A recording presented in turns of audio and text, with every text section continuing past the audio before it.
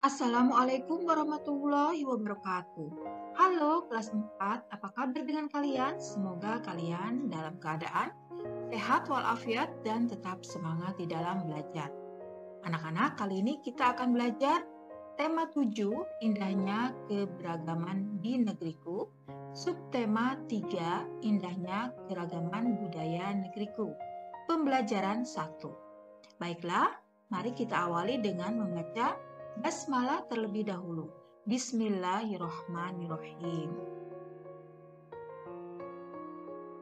Subtema 3, indahnya persatuan dan kesatuan negeriku. Pembelajaran 1. Ayo membaca. Bacalah dalam hati teks berikut. Judulnya supaya tetap rukun, mari lakukan sikap ini. Negara Republik Indonesia memiliki keragaman adat, budaya, dan agama. Adat dan budaya setiap daerah unik dan berbeda dari daerah lain. Agama yang dianut penduduk pun beragam. Dengan perbedaan itu, bagaimana kita dapat menjaga kesatuan bangsa? Nah, untuk menjaga kesatuan bangsa dan supaya tetap rukun, mari kita lakukan sikap-sikap berikut.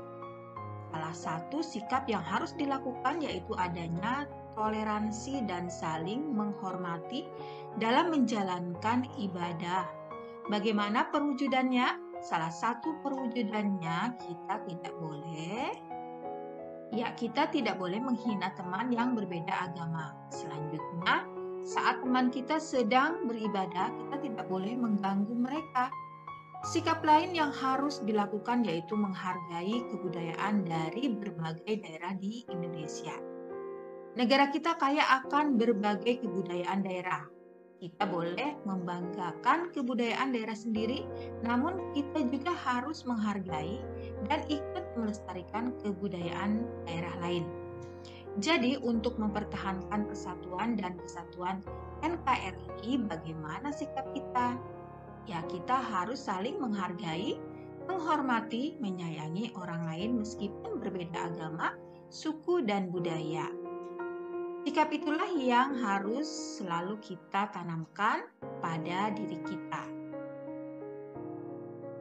Bentuklah kelompok bersama 4 hingga 5 temanmu.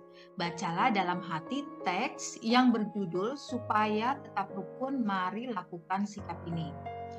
Adakah kata sulit yang kalian temukan pada bacaan tersebut? Jika ada, tuliskan lalu carikan artinya. Tuliskan dalam bentuk tabel seperti berikut. Ya, ini contohnya ya. Kalian bisa mencari sendiri kata sulitnya dan mencari artinya. Ini hanya contoh. Ya, etnis artinya suku bangsa. Kemudian slogan itu adalah moto atau frasa yang dipakai pada konteks politik, komersial, agama, dan lainnya sebagai ekspresi sebuah ide atau tujuan yang mudah diingat. Kemudian toleransi adalah sikap saling menghargai, menghormati perbedaan yang ada. 2. Tuliskan pokok pikiran dari setiap paragraf pada teks yang berjudul supaya tetap rukun, mari lakukan sikap ini. Pokok pikiran pada paragraf pertama itu adalah Negara Republik Indonesia memiliki keunikan dalam keragaman adat, budaya, dan agama. Kemudian pada paragraf keduanya, pokok pikirannya yaitu perwujudan sikap toleransi dan saling menghormati antar umat beragama. Pokok pikiran pada paragraf ketiga adalah bersikap saling menghargai budaya daerah di Indonesia dan berusaha untuk melestarikannya.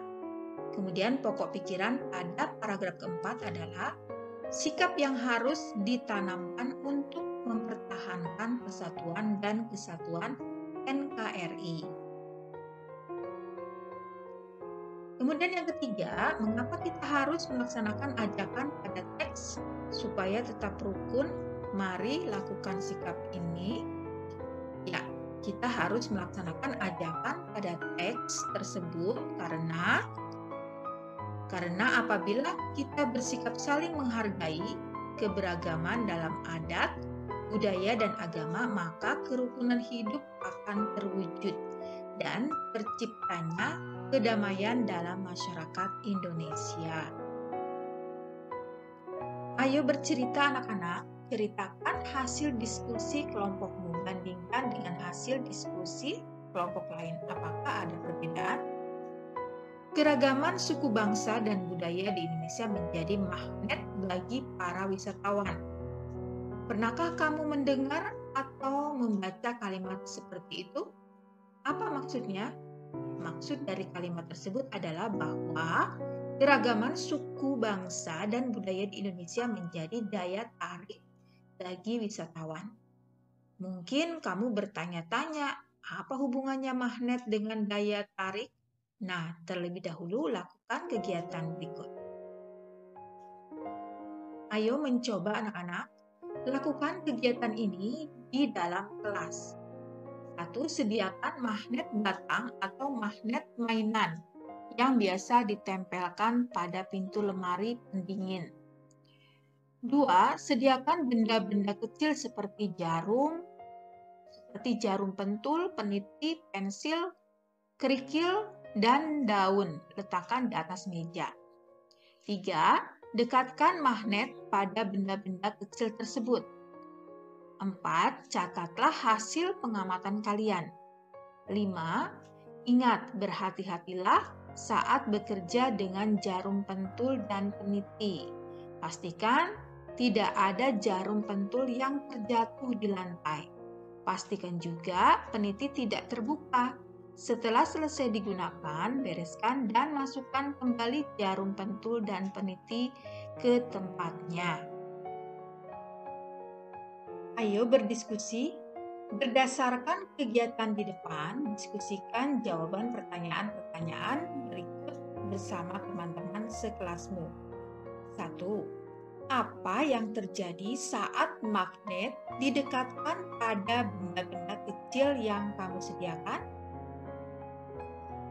Iya. Jawabannya hanya benda yang terbuat dari besi dan logam yang bisa menempel pada magnet.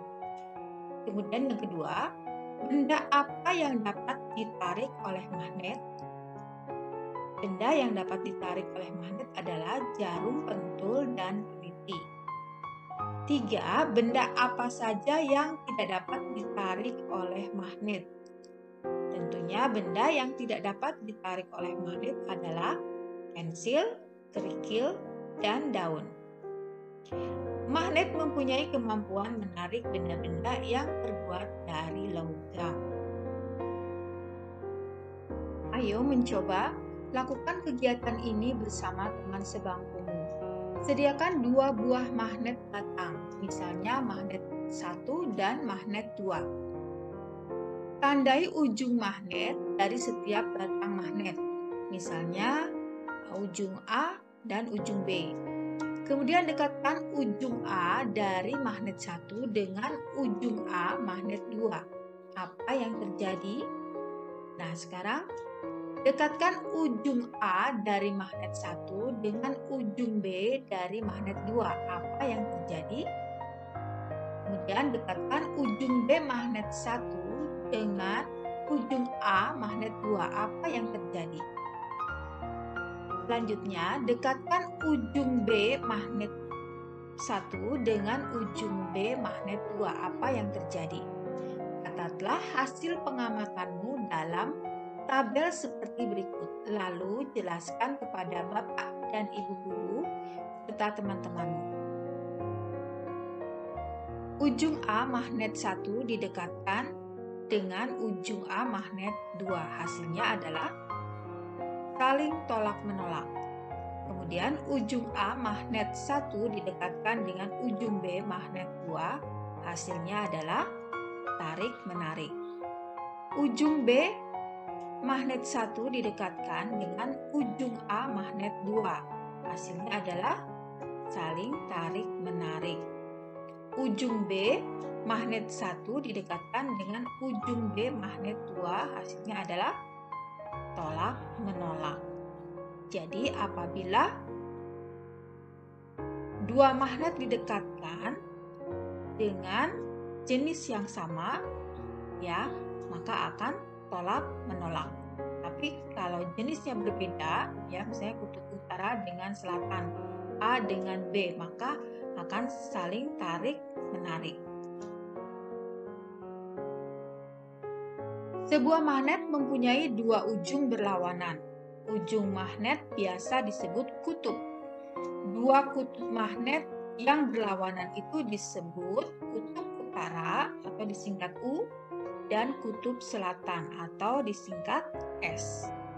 Jika dua buah magnet didekatkan pada kutub yang sama, kedua magnet akan tolak-menolak. Sebaliknya, jika dua buah magnet didekatkan pada kutub yang berbeda, kedua magnet tersebut akan tarik-menarik. Seperti pada gambar 3.4, dua magnet didekatkan pada kutub yang sama, maka mereka akan tolak-menolak. Sedangkan pada gambar 3.5, dua magnet didekatkan pada kutub yang berbeda, ya. Di sini kutubnya berbeda, maka akan terjadi tarik-menarik. Interaksi dua buah magnet misalnya dengan didekatkan akan menimbulkan gaya. Gaya itu disebut gaya magnet. Jadi gaya magnet adalah gaya yang dihasilkan ketika dua magnet atau lebih saling berinteraksi. Gaya magnet dapat dimanfaatkan misalnya dalam pembuatan kompas. Kompas adalah alat petunjuk arah utara dan selatan. Pada kompas terpasang sebuah magnet berbentuk jarum. Jika diletakkan mendatar, jarum kompas akan selalu menunjuk arah utara dan selatan. Nah, ini dia ya gambarnya.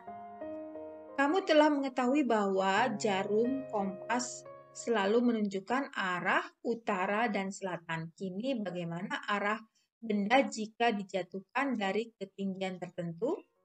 Ayo lakukan kegiatan berikut. Ayo mencoba siapkan sebuah uang logam. Keluarlah dari dalam kelas menuju halaman sekolah atau lapangan yang lebih luas.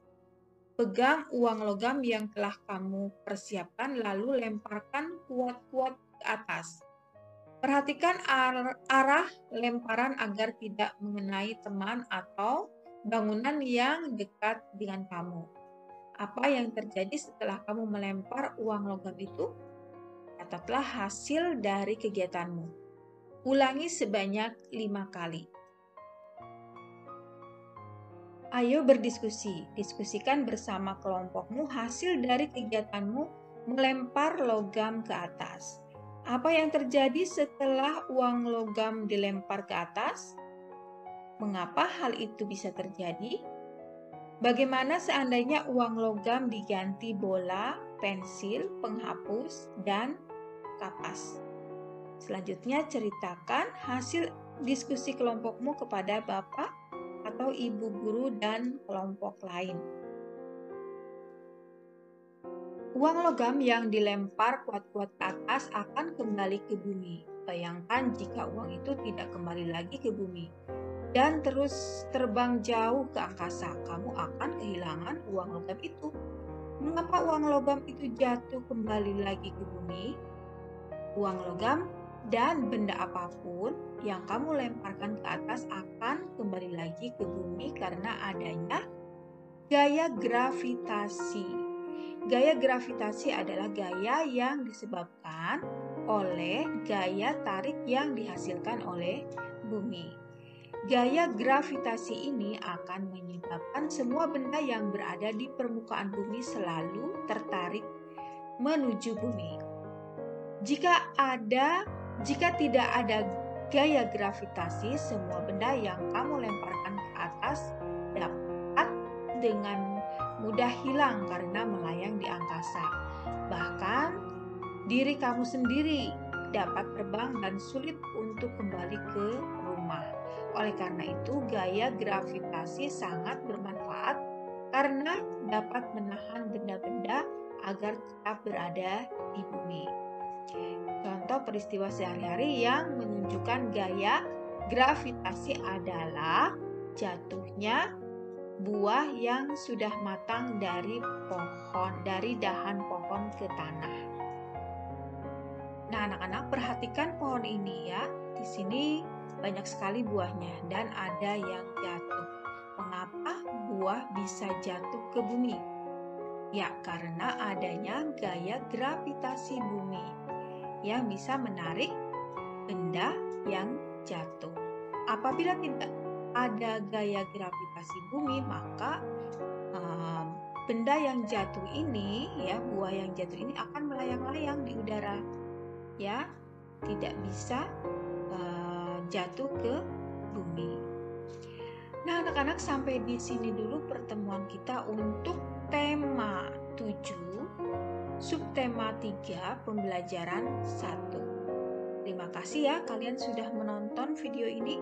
Semoga bermanfaat dan bisa membantu kalian di dalam mengerjakan tugas-tugas dari sekolah. Mari kita tutup dengan membaca hamdalah bersama-sama. Alhamdulillahirrabbilalamin. Wassalamualaikum warahmatullahi wabarakatuh. Sampai jumpa lagi di video berikutnya ya.